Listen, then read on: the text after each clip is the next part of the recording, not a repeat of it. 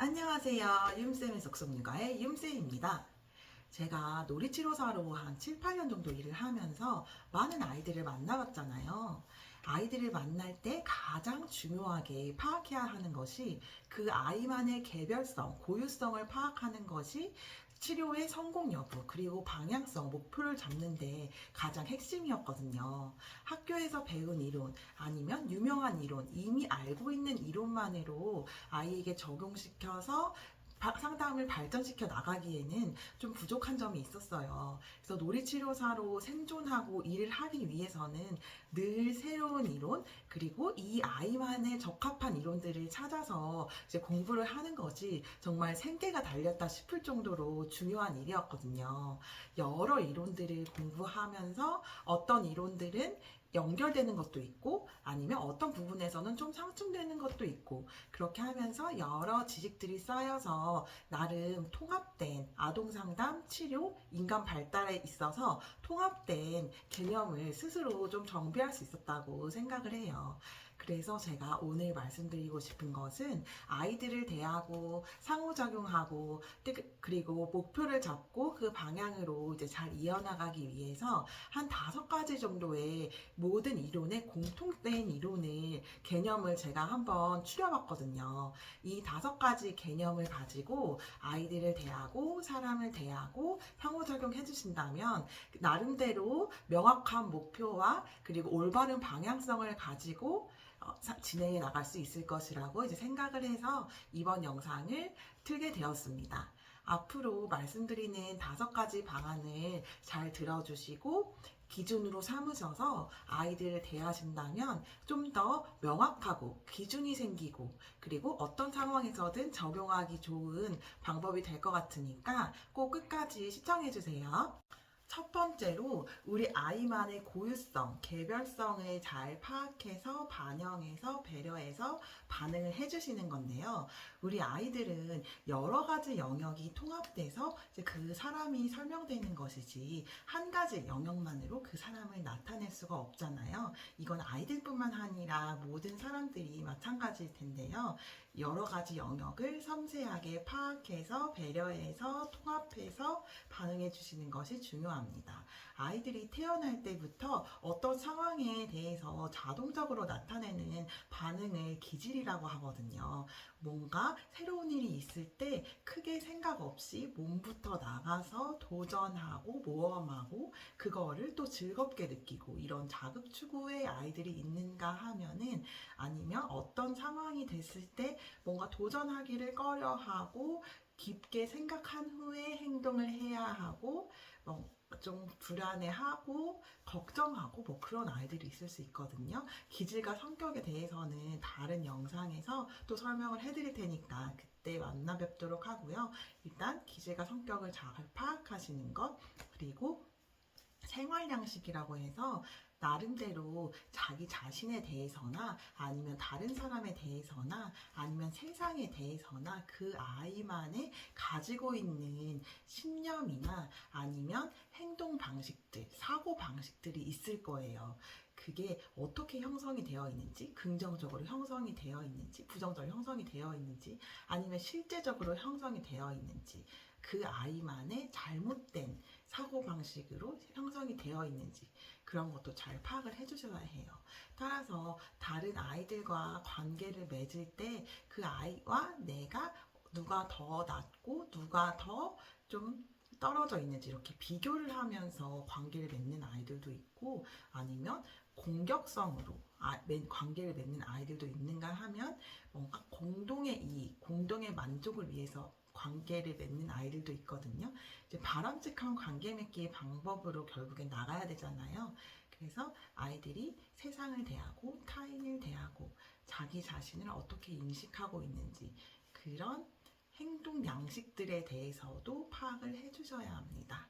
그리고 발달이라는 게 모든 부분이 고르고 균형 잡혀서 발달하면 물론 좋겠지만 그런 경우도 있겠지만 어떤 아이들은 불균형하게 발달하는 경우가 있기도 하잖아요.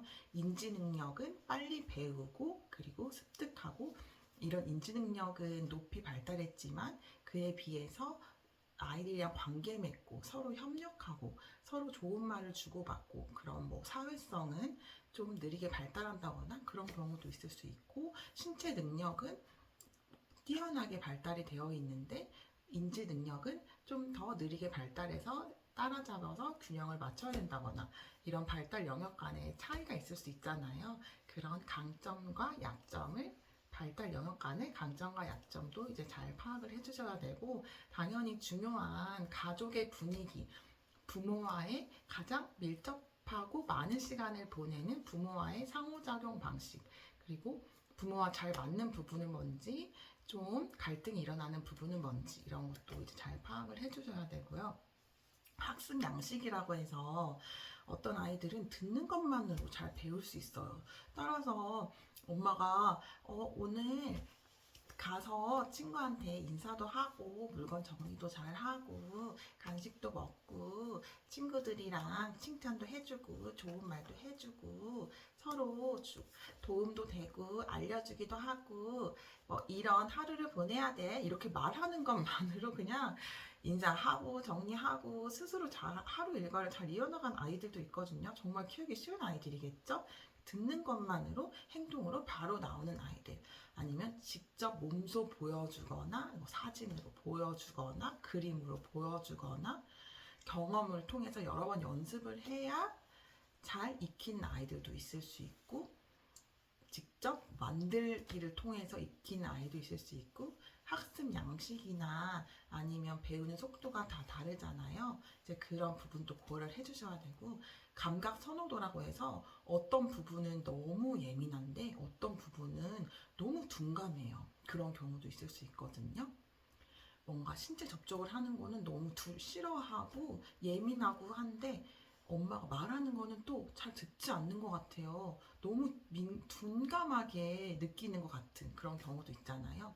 그래서 감각 선호도, 감각 선호의 뭐 차이, 이런 것도 잘 파악을 해주실 수 있고요. 뭐 하루 일과가 어떤지, 또 좀 간과하시는 게 있는데 우리 아이의 건강 상태도 늘 확인을 해서, 건강 상태가 상호작용이나 발달이나 또 성장에, 그런 인지 성장, 사회성 성장에 미치는 영향도 크거든요.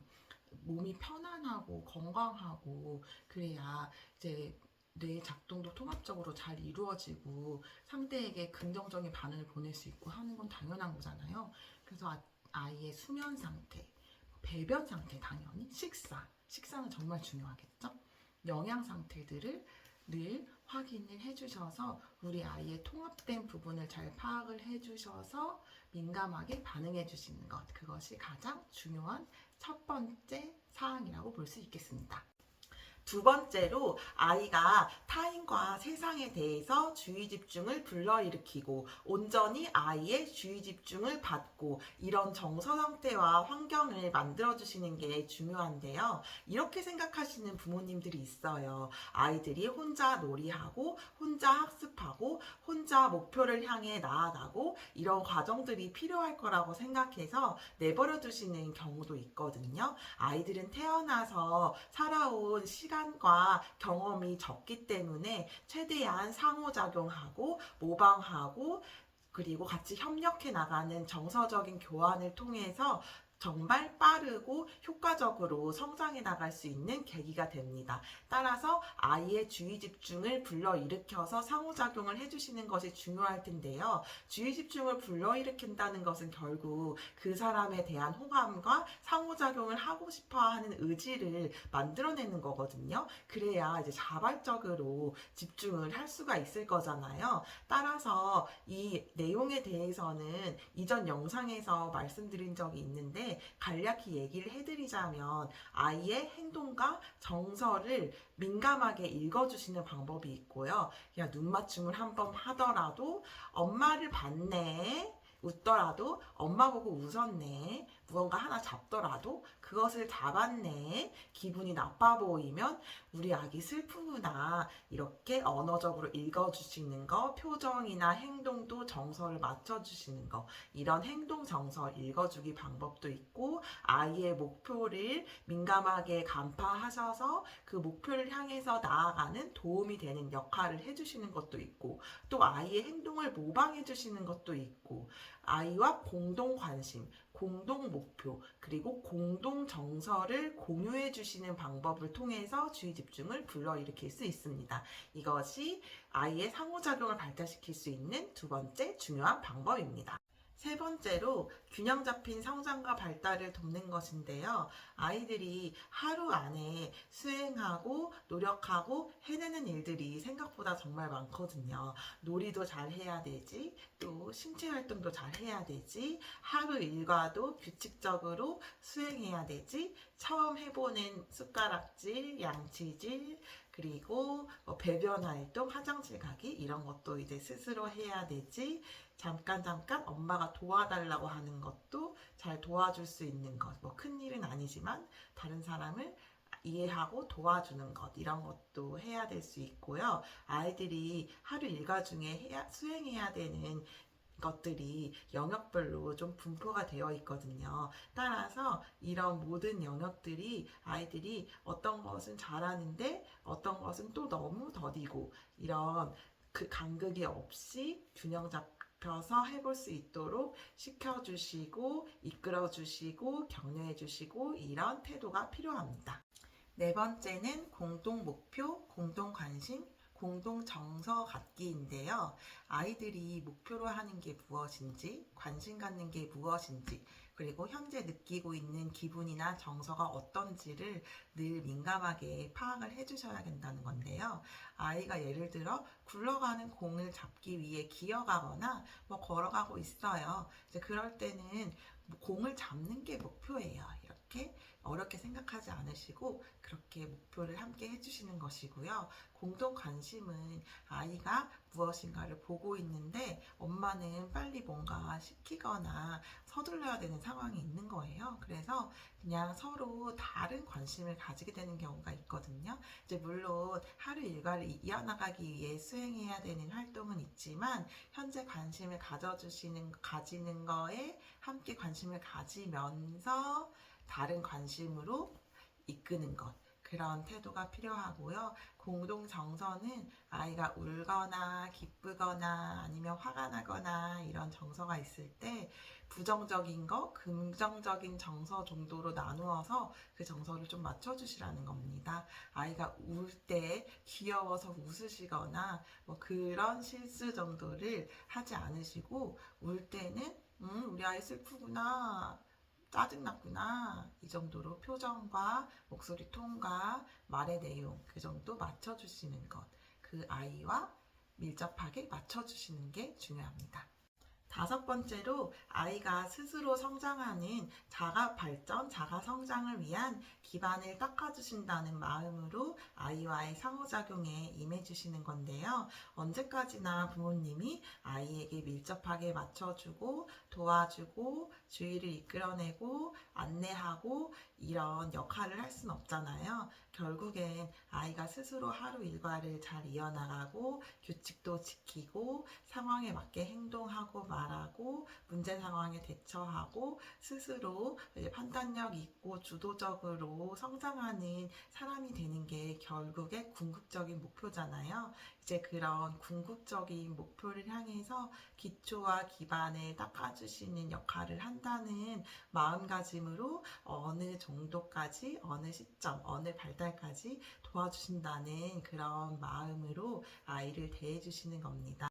그렇게 한다면 어느 정도 시점과 발달 수준에 닿을 때까지 하면 되는 것이니까 뭔가 종착지 그리고 시점이 생길 거잖아요. 더 좀 힘들고 지루하지 않게 아이를 잘 도와주실 수 있을 거라고 생각이 돼서 이것을 다섯 번째로 여러 이론에 통합된 목표인 다섯 번째 목표로 나열을 해봤습니다. 지금까지 여러 아동발달 이론들, 심리치료 이론들, 상담 이론들, 놀이치료 이론들을 통합해서 공통적인 개념들, 공통적으로 지향하는 목표들을 5가지 개념을 잡아서 안내를 드려봤는데요. 이 5가지 개념으로 아이들과 상호작용해 주시고 소통해 주시고 이끌어 나가 주신다면 어느 정도 기준이 생기고 적용하기 쉽고 효과적이고 빠르고 즐거운 발달로 이룰 수 있을 거라고 생각합니다. 지금까지 시청해 주셔서 감사하고요. 그럼 또 다음 영상에서 뵐게요. 안녕.